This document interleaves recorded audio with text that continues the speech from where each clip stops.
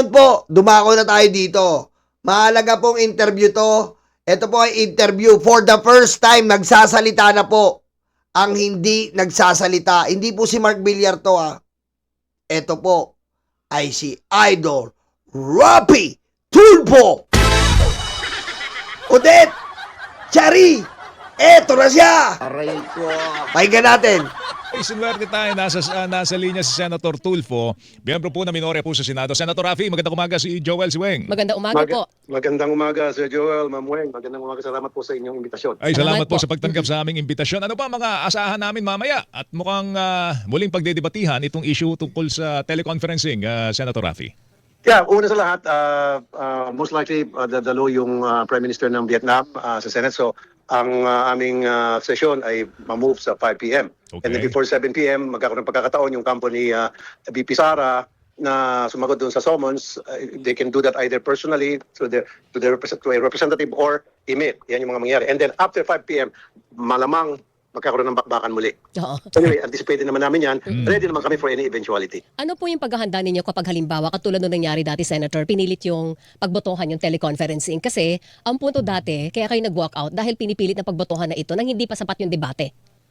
That is correct. Kasi ang gusto mangyari ni Senator Marcoleta at that time, ini-invoke niya yung Rule 51, Section 136, Paragraph 2, na pwedeng i-amend yung rules. Opo. Okay? Pero, through a motion na ginawa naman nyo. Pero dapat, pag dinibatihan mo na yun, i-interpolate siya, and it should happen the following day, saka magbotohan. Ang gusto nila right there and then, magbobotohan agad, outnumbered kami, mananalo sila, kaya nag-walk out kami. That's the simplest thing to do para hindi na ma-achieve yung kanilang Alam goal. mo, Idol Rapi, siguro idulog mo to sa programa mo.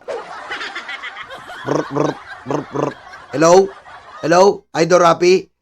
O, sino to? Idol Rapi, si ano po to, si Marcoleta. Aray ko. Ano problema po, Mr. Marcoleta? Gusto ko kasing amyendahan yung ano eh. Gusto ko amyendahan yung video conference para maka-attend kami. Aray ko. Hello, Idol Rapi. Aamyendahan nyo po. Gusto nyo agad-agad? Aray ko. Oo, sir, kasi maaresto na po kami, Idol Rapi. Ay, hindi po pwede yan. Kailangan po i-lie detector test muna kayo kung nagsasabi kayo ng totoo. Aray ko. Oo? Ganun po ba? Dadaan pa po sa lie detector. Oo, dadaan po tayo sa lie detector test. Aray ko. Ganun po ba? Paano po yun? Kailangan na po kasi makukulong na kami. Ay, hindi po. Kailangan po natin dumaan sa lie detector test. At kayo po, may special ko yung pagdadaan na process. Ano po? May pag-special po kayo na pagdadaanan ng process. Ako po. Opo, Mr. Marcoleta. Dadaan po kayo sa DNA. Kung ano po ba kayo? Aso po ba kayo? O hayop kayo? O tao ba kayong hayop kayo? Aray ko. Patayin mo sa BBM. No joke.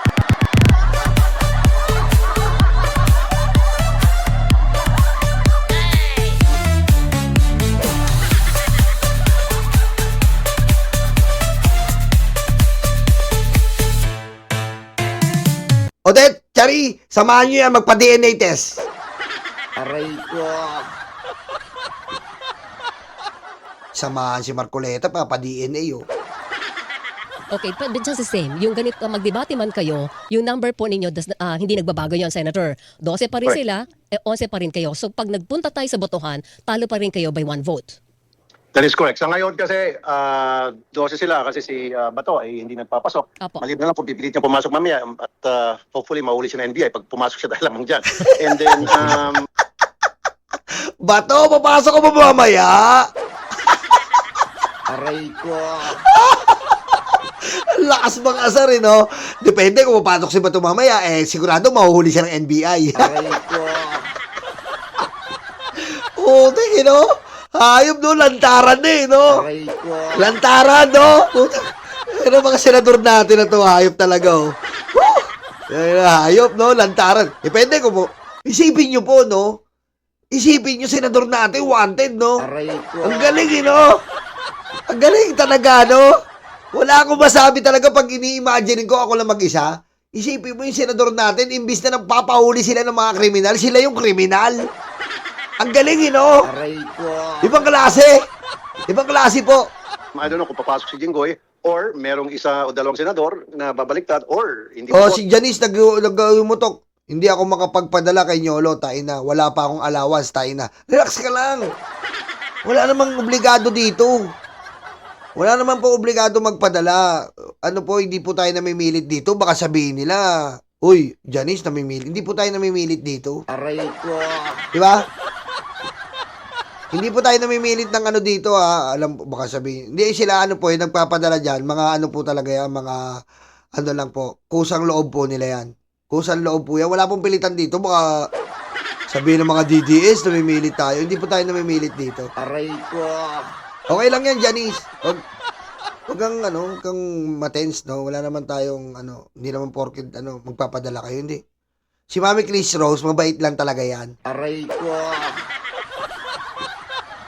Si Mami Chris Rose, mabait lang yan. Si Mary Jane Di Vera, mamabait yan, yung mga yan. Aray ko.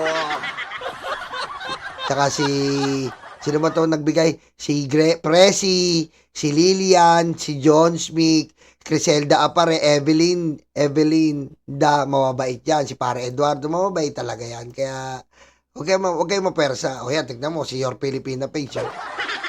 Mababait lang. Ayan. Okay? Huwag kayo mapersa. Then hindi pa rin sila magsasucceed. Maliban na lang, halimbawa, ako pumasok lahat, 12 sila, and of course, pag mag-stay isa sa amin to question the tawag ito, quorum, 30 na yun. So the best thing to do is mag-walk out, pero maaaring ituloy pa rin nila, ayun, panalo sila. Pero siguro naman, mag-isip-isip naman siguro si Senator Alan Peter Cayetano, si SP Alan, sa ngayon, dapang-dapa na kami. Ang gusto niya ba, masyadong sobrang dapat, lulubog na kami sa lupa at yung mga tao, pinagtatawanan na kami. Sobrang ng bastusan na ito nangyari ngayon sa Senado. Sinasabi niyo po, Grabe, binabastos ka, Idol Rapi. Ako yan. Putik. Ako yan. Putik. Ako yan. Puta, papatulpo ko yan. Diba? Papatulpo ko yan. Aray ko. Ginaganyan ako ni Alan Peter Cayetano. Puta, papatulpo ko yan. Tama, mali. Diba? Patulpo. huwag na ituloy yung motion para sa teleconferencing yung pag-amyanda ng rules. Wag na sana, pero anticipated namin na baka ulitin nila ulit yun. Alam mo naman, maraming makukulit dyan sa majority. At alam ko naman na si Senator Alan Peter Cayetano, hindi niya kontrolado ang ilan sa kanyang mga tauhan. Kung napansin nyo, Sir Joel Mamweng, nung nagkaroon ng kaguluhan niya nung last Wednesday when we walked out, meron doon ilang senador na malungkot, nakasibangot, nakayuko, because they didn't like what was happening at that time. When you say malungkot, nakatungo, mga senador po sa majority ba yun? Sinasabi ninyo? Ang majority, tingnan mo yun. Ay, sinasabi ko sa inyo. Ay, sinasabi ko sa inyo yung chismis ko. Oy, Joel Garcera, Boracay Robbie Garcera, nakikinig siya sa lagi sa iyo. Ayan, Joel Garcera, Boracay Robbie Garcera, shoutout sa inyo. Maraming salamat sa pakikinig araw-araw, gabi-gabi. Naniwala na kayo. Ano sinabi kong nakaraan? Si Solar Lady. Si Solar Lady po apektadong-apektado dahil mali po siya ng koponan na pinagtanggol. Apektadong-apektado po. Lungkot na lungkot si Solar Lady kasi akala niya yung koponan na pinagtatanggol niya matatalino, matitikas. Anong ginawa? Puta, sinupalpal ng dati niyang kaibigan, Tito Soto. Diba? Sinupalpal lang po. Sabi ni Solar Lady, oh my God. Malungkot po. Ayun sinasabi ko sa inyo. Sabi ng ating itim na kuyukot, pinasundan ko eh. Aray ko. Sabi ko, ano nangyari? Sabi ng itim na kuyukot, sir, may problema po dito. Bakit? Si Solar Lady po, kasama ni Migs. Migs Subiri. Oh, ang ginawa? Dinaan ni Mig Subiri doon sa Minoria. Anong sinabi? Wala naman sinabi, sir, pero yung mukha na sir, yung mukha na may panghihinayang, hindi siya nagsalita. Tapos nag-eye to eye contact lang sila ni Tito Soto tsaka ni Lacson, na parang sinasabi na, yan ang sabi ko sa iyo eh. Ganon. Gumanon daw si Solar Ready. Gumanon lang daw. Malungkot na malungkot po si Solar Lady. Hindi niya matanggap eh. Hindi niya pa rin ma-digest sa sarili niya na mali yung kupunan na sinamahan niya. Tingnan po natin mamaya kung anong mangyayari. Video, meron doon na tahimik lang. Hindi umiimik. Edi ibig sabihin, hindi sila sang-ayon doon sa mga nangyayari. Ibig sabihin, ilan lang doon ang maingay at yun yung mga maingay na yun, hindi kontrolado ni Senator Alan Peter Cayetano. Na dapat, kung tutuusin, alam naman niya na yung mga pinagsasabi ng mga nag-epal-epal doon na mali, hindi niya kayang pigilan. Nagbibida-bida. Okay. Grabe, no? Bida-bida pala kayo eh! Ano? Sige! Ano? Kaya niyo ba si Idol? Ikaw ang idol ko, idol ng mga Pilipino. Rapi Tulfo, si Rapi Tulfo, si Rapi Tulfo. Ikaw ang idol ko, idol ng mga Pilipino. Rapi Tulfo, Rapi Tulfo. Aray ko. Nayari kayo ngayon. Bihira lang magsalita to, boy. Ngayon nagsasalita na si Idol Rapi. Diba? Kasi naisip niya, putik. Ano yan? Sumbungan ng bayan ako tapos hindi ako nagsasalita? Aray ko. Ano? Very good. Magsasalita ka na. Tandaan mo, Idol. Kapag na-impeach si Sara, alam mo na, ha? Aray ko. Alam mo na. Alam mo na. Alam mo na. Alam mo na. Yung bang mga yun, yung possible na bumaliktad sa Senate leadership? Meron daw eh. Meron daw, Oo, may Senator. dalawa daw at Oo. least eh. Oo. Oh. Yan ang hindi ko alam. Mukhang marami kayong alam. Mas meron pa alam kayo sa akin. Ang masasabi ko lamang, of course, pinapangarap din namin sa minority na makuha namin yung majority. Why? Of course, sinasabi nila, this has to do with impeachment at ang sinasabi ng mga kabila, wala. Ganito lang yan, Mamueng at Sir Joel. Gusto namin, ako personal din, mapunta sa amin ang majority. Why? The big question is why.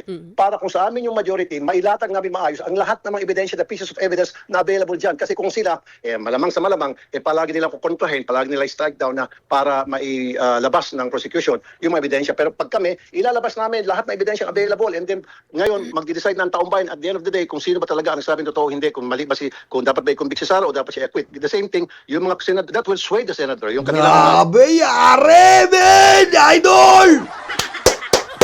Yari na, men! Gusto namin ng mayorya para mailabas namin ang lahat ng ebidensya. Dahil kung sila, putek, tatago nila yan. Galing! Aray ko.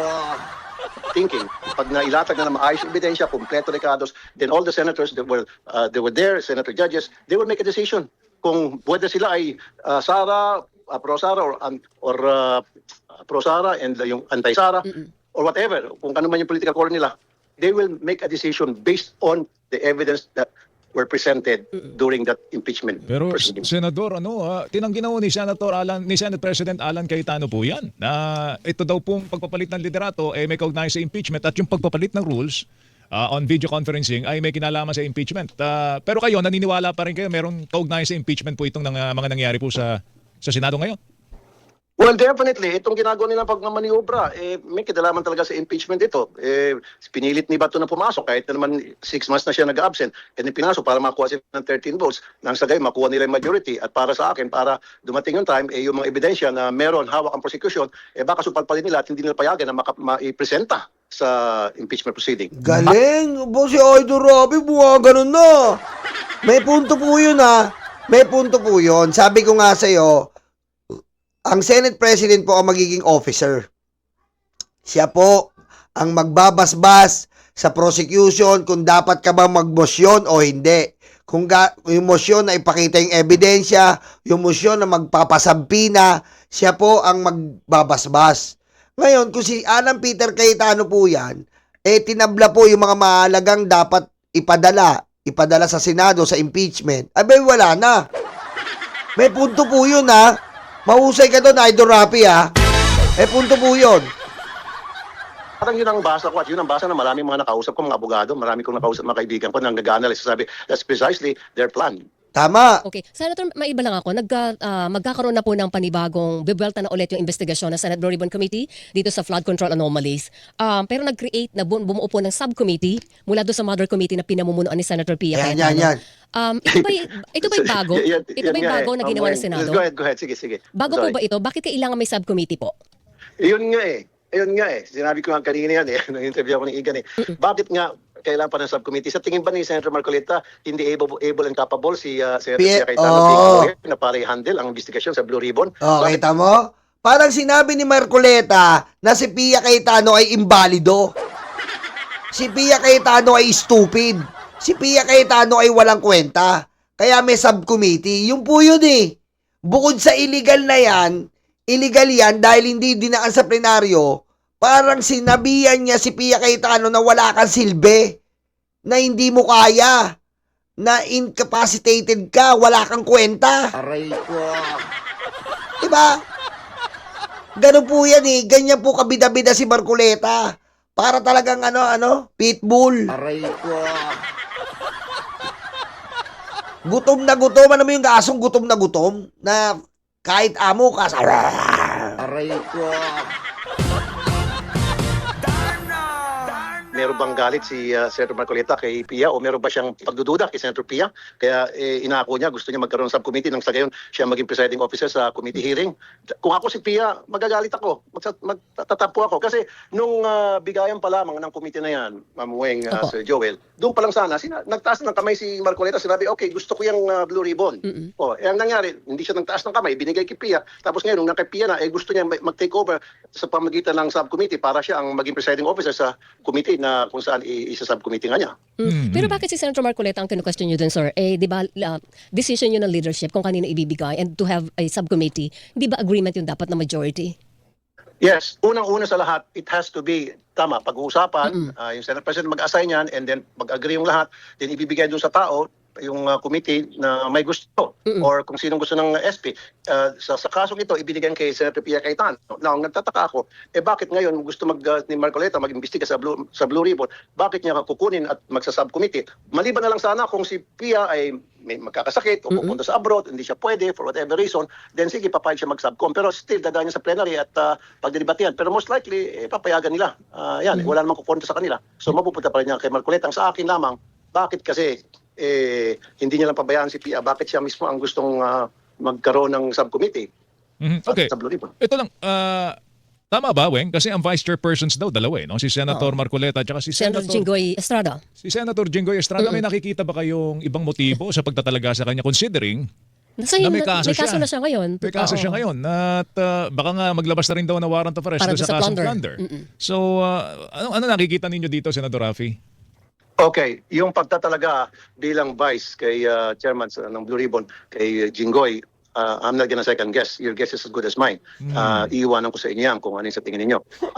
Decision naman talaga nila yan, na pinagbutuhan nila yan at saka gusto ng SPN. I don't know what's in their mind, bakit nila ibinigay yung kay Sen Jinggoy na gayon. Sabi nyo nga, most likely siya ma-aresto at na-aresto nga siya, yun nga, nakapagpiansa ngayon. So I'm not gonna second guess doon sa question. Okay, sige Sorry. po. Pero ito lang, may maasahan po ba na gusto ko pong ma-pick ang mind nyo dito na as objective as you can be dahil mga membro po ng Blue Ribbon ay mga may kaso din o makakasuhan. Di ba? Nandiyan si Senator si Jinggoy Estrada. Si Senator Dante rin meron. Correct. Si Rodante Marcoleta. Yung pagiging mas objective ng komite, ma-achieve pa po ba yun considering na yung mga miyembro ay involved din po sa flood control issue? Bingo. Ay, Kine-question ba ang credibility ng Blue Ribbon membership? Hindi, kayo po tinatanong namin. Senador, kayo tinatanong namin, ba't naman binabalik nyo sabi? Hindi, kung kayo po ba? Sa tingin niyo po, ma-achieve pa po yun? Tama ako. So parang kine-question niya yung credibility ng membership ng Blue Ribbon. So ayoko na mag-comment doon. Hanggang doon ako. Binabalik ko lang sa inyo yung katanungan. Although maganda yung question mo, Ma'am Weng, napakaganda. Okay. Kayo talaga. Napakaganda pero ayaw mo sagutin. No. I'd rather not. Ito lang po. Speak. Wala naman talaga Sino magtitiwala sa Blue Ribbon? Sinabi nga na po natin, isinalpak po mga magnanakaw. Ano ba naman yan? Sino po ba magtitiwala doon? Aray ko. Sinalpak po mga magnanakaw. Shit, man. Si Jinggoy, si Marcoleta, doon pala panalo na Aray ko.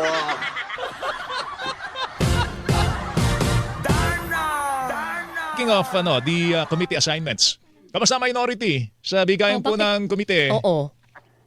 Wala pa Mamueng, Sir Joel, wala pa. In fact, yung sa akin, dalawa ng nalagas. Pero okay lang. Nawala sa akin yung labor, nawala sa akin yung public services, yung DMW. Hindi ko alam kung kailan mawala yun. Sinabi ko na nga before sa mga interview, okay lang sa akin mawala lahat kasi kaya ako naman nakuha yung 3 malalaking committee dahil nasa majority ako Yes. noon. Ngayon, nasa minority ako. Okay lang mawala naman sa akin at mabigyan naman sa mga member ng majority. It's okay. Pero meron na po Fair play bang assigned committee sa mga minority? Kasi lahat ng miyembro, di ba, merong majority, merong minority. Meron na po kayo assignments sa mga minority Wala. centers? Wala. Wala.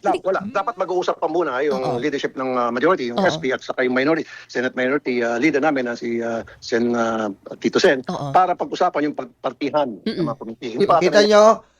Kita nyo, sabi ko sa inyo wala pang komite. Yung committee on rules, wala pa.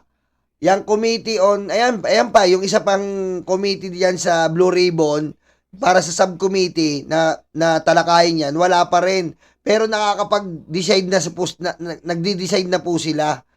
Kapapalit pala ng Senate President eh. Yan nyo? Grabe kaayop, no? Alam nyo, grabe po talaga kaayop si Cayetano. Wala pong paglagyan. And gusto kong sumaludo kay Idol Rapi na ganyan, Idol Rapi, magsasalita ka. Diba? Hindi si Erwin na lang yung nagsasalita. Putik si Erwin, napakalupit po ni Erwin. Kaya ba nagbibideo conference dahil makukulong na si Jinggoy? Susunod si Marcoleta? Susunod si Joel? Walang palag eh. Aray ko. Diba? Putik lupit talaga ni Erwin ha. Yan, ganun ka dapat, Idol Rapi. Si Erwin Tulfo, lupit. Oh, kaya nyo pa gagawin niyang video kay Press para kay Bato. Direkta, men. Aray ko. Sapul eh. Sabi ni Jinggoy, hindi siya maka higupin kita dyan, subo kita.